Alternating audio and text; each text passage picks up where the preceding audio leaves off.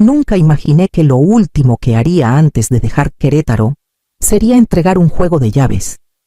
No cualquier llaves, sino las de la casa con la que soñé para mi hija desde que era tan pequeña que se dormía en mi pecho. Una casita de ladrillo blanco, de un solo piso, resguardada bajo un frondoso árbol de aguacate, con escalones crujientes en el porche, y un pedacito de jardín donde podría plantar jitomates y albahaca si algún día se tomara el tiempo para hacerlo. Amalia estaba a mi lado cuando abrí la puerta principal por primera vez.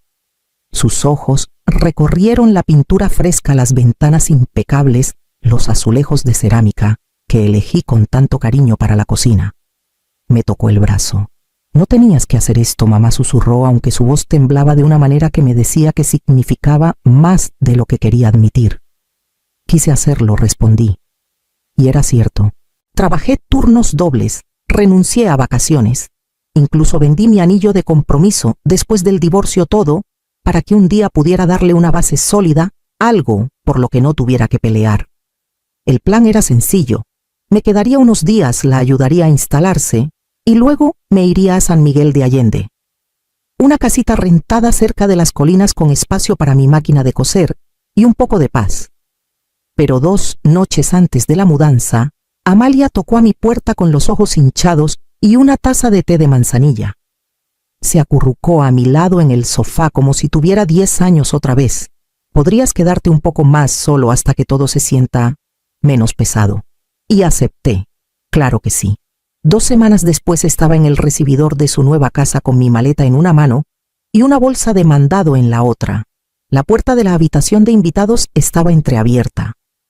Adentro, junto al tocador, había cajas apiladas con una letra elegante y curva a Elvira Campos. La primera noche que deshice mis cosas, me dije que no debía pensar de más. Las cajas con el nombre de Elvira Campos podían ser sobras de la mudanza. Tal vez Amalia ofreció guardar las cosas de su suegra por amabilidad. No pregunté. No quería empezar esta nueva etapa con sospechas. Doblé mi ropa en silencio, tomando la habitación de invitados más pequeña al fondo del pasillo. Pero para la tercera mañana la voz de Elvira resonó desde la cocina antes de que siquiera me sirviera mi café. «Este sartén es inútil, se pega todo». «¿No remojas los sartenes, Clara?», dijo mi nombre como si le supiera amargo. Amalia no dijo nada, solo siguió untando mantequilla al pan como si no me hubieran regañado en mi propia cocina. O bueno, lo que había sido mi cocina hasta que la regalé. Enjuagué el sartén en silencio con las manos cálidas por el agua jabonosa, el rostro ardiendo por algo que no quería nombrar. Esa noche encontré a la hermana menor de Esteban, Sofía, acurrucada en el sofá de la sala, con una cobija que yo había tejido para el graduación de Amalia. Traía audífonos, los pies descalzos sobre el reposabrazos. Elvira usaba la mesa del comedor como estación de manualidades. Amalia estaba al pie de las escaleras mandando mensajes. Nadie preguntó si necesitaba ayuda con el mandado. Nadie levantó la mirada cuando entré con bolsas de frutas y rollos de papel. Para el fin de la semana quedó claro que no estaban de visita. Elvira empezó a asignar tareas con comentarios al pasar. «Clara, la basura está llena». «Clara, ya no hay leche». Amalia nunca intervino. Cuando le pregunté con suavidad si Elvira y Sofía se quedarían mucho tiempo, respondió con un encogimiento de hombros. «Solo hasta que decidan qué hacer». Moví mis cosas de la habitación de invitados después de que Elvira dijo que necesitaba el espacio para su postura. No discutí. Armé un catre en el cuarto de lavado junto a la secadora y doblé mi camisón en el estante sobre el detergente. Me dije que era temporal. Pero ni siquiera entonces estaba segura de a quién quería convencer. Al principio me convencí de que solo estaba siendo útil. Es lo que hacen las mamás. No doblar ropa que nadie agradece, rellenar la jarra de café sin que te lo pidan, fregar regaderas que solo se notan cuando están sucias. Amalia trabajaba jornadas largas. Esteban llegaba exhausto y apenas me hablaba. Elvira siempre tenía algo que le dolía las rodillas, la espalda, el cuello. Y Sofía tenía una rutina sensible que al parecer incluía dormir mientras todos los quehaceres de la casa se acumulaban. Así que llené los huecos. Limpié encimeras, repuse papel, hice listas cuando el refri se vaciaba. Llevaba una libretita en el bolsillo de mi delantal donde anotaba los gastos aunque a nadie le importaba. Me recordaba a otra época. Amalia tenía 8 años cuando su papá se fue. Recuerdo estar en el pasillo del súper con 2 latas de sopa y una caja de toallas sanitarias, sabiendo que solo podía pagar una. Esa semana comimos arroz con frijoles y caminé los últimos 5 kilómetros a casa bajo la lluvia, porque no había para gasolina. Ella nunca lo supo. No la dejé. Ese mes Amalia dibujó algo, un crayón sobre papel rayado. Era una casa con jardín y 2 figuras de palitos tomadas de la mano. Arriba escribió con marcador morado la casa de mis sueños con mamá. Todavía lo guardo doblado en mi Biblia entre los salmos y las promesas en las que tanto quise creer.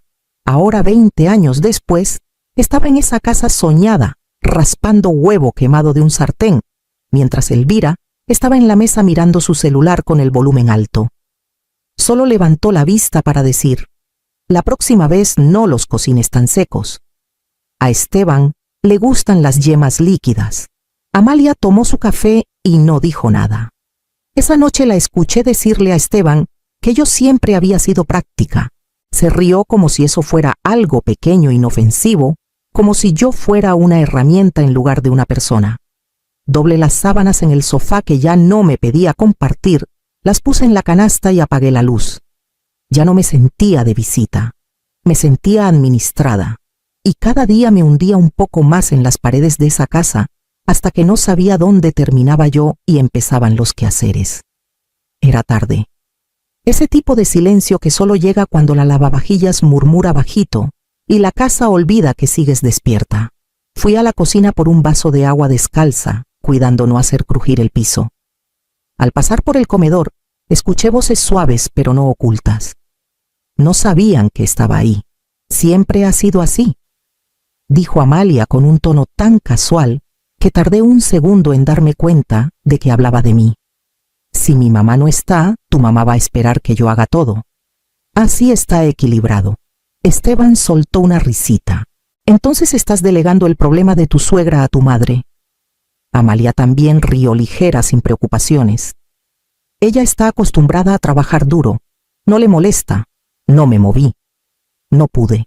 Me quedé en la sombra detrás del medio muro, mi mano apretando el vaso frío. Por un momento pensé que había oído mal. Pero entonces Amalia lo dijo de nuevo más claro. Es práctica. No necesita mucho. No es como si tuviera otro lugar a donde ir. Regresé al cuarto de lavado antes de escuchar más. El sonido de su voz, la voz de mi hija repitiéndose en mis oídos como una nana cruel. No solo había tolerado mi presencia, lo había planeado.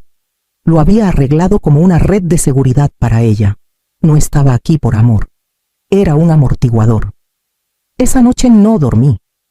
Me quedé en el catre mirando las baldosas del techo, el leve tintineo de la lavadora enfriándose a mi lado. Pensé en las veces que caminé a casa con la ropa empapada después de turnos dobles, solo para leerle un cuento antes de dormir. Las noches que me senté al borde de su cama susurrando: no hay nada en el closet, pequeña. Aquí estoy yo.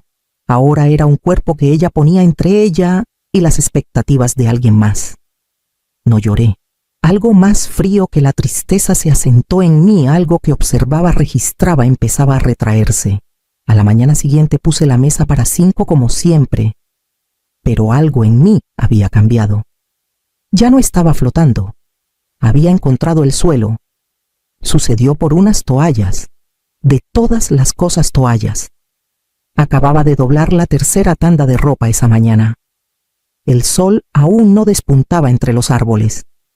Mis manos todavía estaban húmedas cuando Elvira entró sosteniendo una toalla blanca perfectamente doblada, como si fuera un vestido de novia arruinado. No doblamos las toallas así en esta casa, dijo sin emoción levantándola. Los bordes hacia adentro, luego en tercios, no en mitades. Ocupan demasiado espacio. La miré. Luego a la toalla. Había doblado toallas igual desde que Amalia estaba en primaria. En ese entonces se sentaba en el suelo a mi lado, riendo e intentando imitar mi técnica. Me gusta cómo las tuyas hacen una sonrisita, mamá dijo una vez.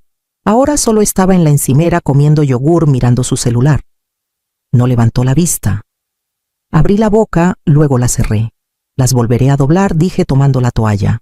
Elvira asintió una vez y salió.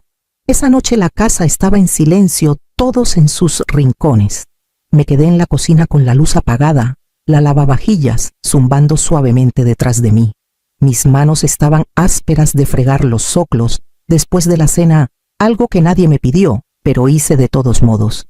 Presioné las palmas contra la mesa sintiendo la textura de la madera, buscando anclarme en algo real. Y entonces metí la mano bajo el cojín del banco. La carpeta seguía ahí entre manteles viejos y servilletas de lino sin usar. La saqué, la puse en la mesa y la abrí.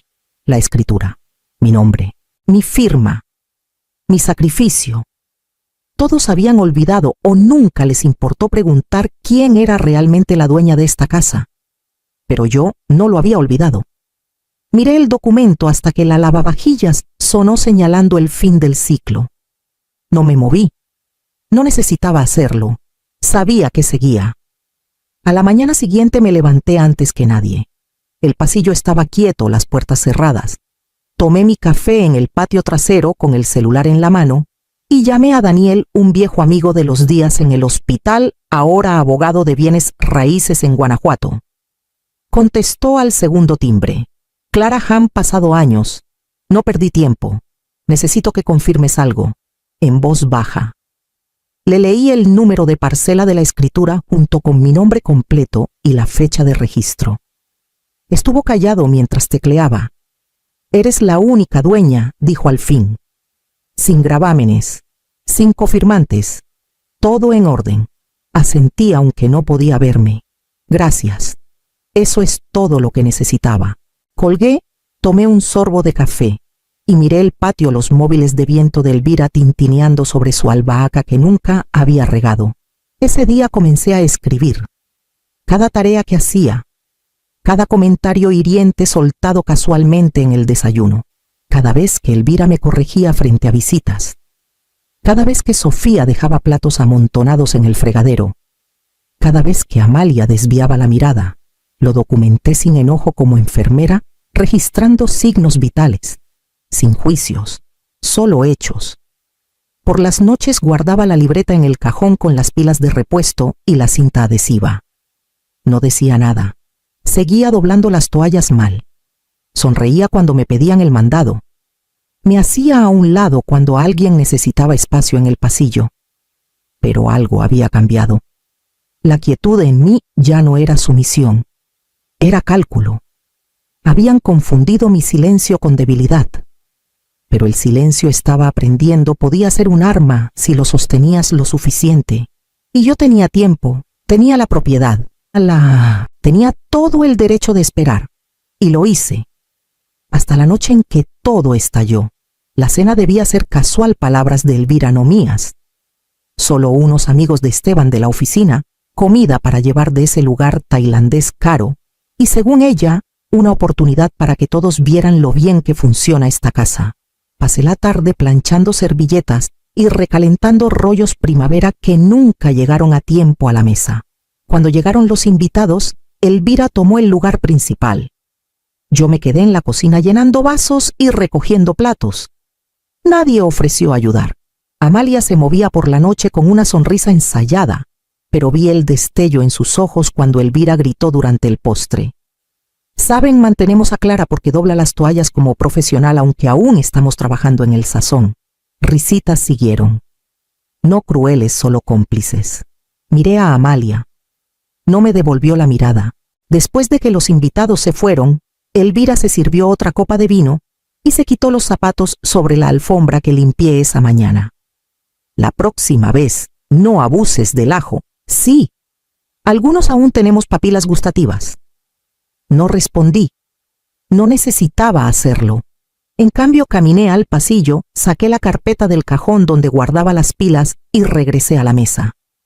Puse la escritura frente a Elvira. La miró luego a mí. Tienen 10 minutos para empacar lo suyo, dije con calma. Esta no es su casa. Nunca lo fue. Elvira rió cortante, incrédula. No puedes estar hablando en serio. No hablé. Amalia se levantó despacio con la voz quebrada. Mamá, no hagas esto. La miré entonces, de verdad la miré. Hice todo por ti. Tú elegiste hacerme invisible. Esteban no dijo nada. Se quedó quieto con las manos en el regazo como esperando que pasara la tormenta. Elvira abrió la escritura, la revisó, y por primera vez desde que la conocí no dijo nada. Su boca se apretó, su copa tembló ligeramente en su mano. No alcé la voz, no hice un escándalo.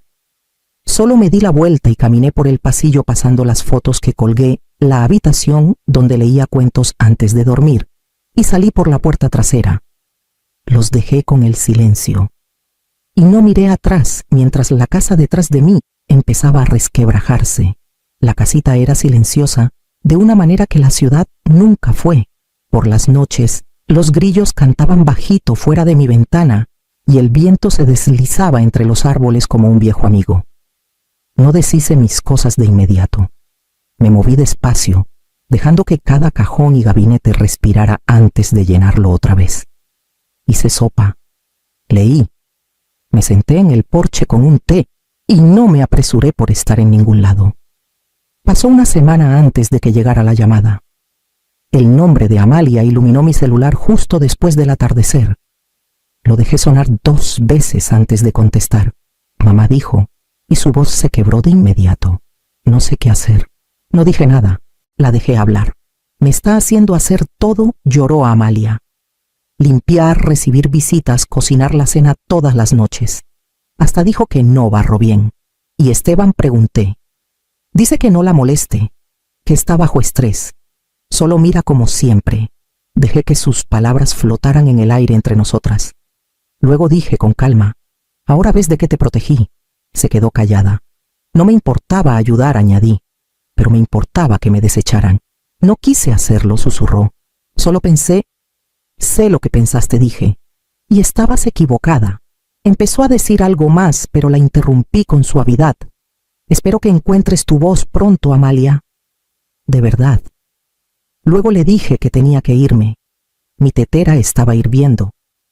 Colgué antes de que pudiera responder, no por crueldad, sino porque no había nada más que explicar. Me quedé junto a la ventana escuchando el silbido suave de la tetera, el vapor subiendo en una cocina que finalmente era solo mía. La tierra aquí es más suave de lo que recordaba. O tal vez mis manos han aprendido a moverse más despacio con más certeza. Pasé la mañana de rodillas, cavando surcos para las semillas que guardé en una lata de café marcada algún día. No me olvides cempasúchiles, verbenas silvestres. Flores que no piden atención pero crecen fuertes donde las plantas. A mediodía me dolía la espalda y la tierra se aferraba bajo mis uñas, pero no me importó. Dejé la palita a mi lado y me limpié el sudor de la frente. El jardín tardaría semanas en mostrar algo verde, pero ya parecía algo en lo que podía creer. Cerca de las 2, doña Carmen de la casa vecina apareció en la reja con un pay de limón envuelto en aluminio. Todavía tibio, dijo. No hizo preguntas. Solo sonrió, dijo que era bueno tener otra mujer por aquí otra vez. La invité a sentarse, pero me despidió con la mano y prometió pasar la próxima semana. Llevé el pay adentro, corté una rebanada pequeña y puse la tetera en la estufa. Cuando el té estuvo listo, lo llevé al porche y me acomodé en mi vieja silla de mimbre. La brisa traía el aroma del cedro calentado por el sol. En algún lugar detrás de los árboles, un cardenal cantó claro y agudo. Tomé un sorbo de té y cerré los ojos. Por primera vez en mucho tiempo no sentía que le debía nada a nadie. No era útil. No estorbaba. Solo estaba aquí, en un lugar que elegí en una vida que podía reclamar. Y cuando el teléfono sonó otra vez, con su nombre parpadeando en la pantalla, no corrí a contestar. Lo dejé sonar mientras tomaba mi té, escuchando el silencio. Le di una casa y ella me dio una carga. Ahora he devuelto ambas, no con enojo, ni siquiera con dolor, solo con verdad. Algunas cosas no necesitan castigarse, solo necesitan verse con claridad. Ahora lo veo como el amor puede torcerse cuando siempre se espera, pero nunca se reconoce. No me arrepiento de haberle dado la casa. De lo que me arrepiento es de haberme quedado después de que dejé de ser su madre y me convertí en su excusa. Antes pensaba que irme era fracasar, que partir era abandonar. Pero quedarse, he aprendido, a veces es la mayor traición a una misma. Todavía la quiero, pero también me quiero a mí, y eso tiene que valer algo. Volverá a llamar. Tal vez un día conteste, pero no hasta que deje de llamar por ayuda y empiece a llamar por entendimiento. Por ahora la puerta está cerrada, el té está caliente y mis manos están ocupadas plantando cosas que saben crecer. ¿Alguna vez le has dado todo a alguien solo para que te traten como una conveniencia? ¿Qué harías si tu propia hija te traicionara no con enojo sino con silencio? Es irse el mayor acto de poder.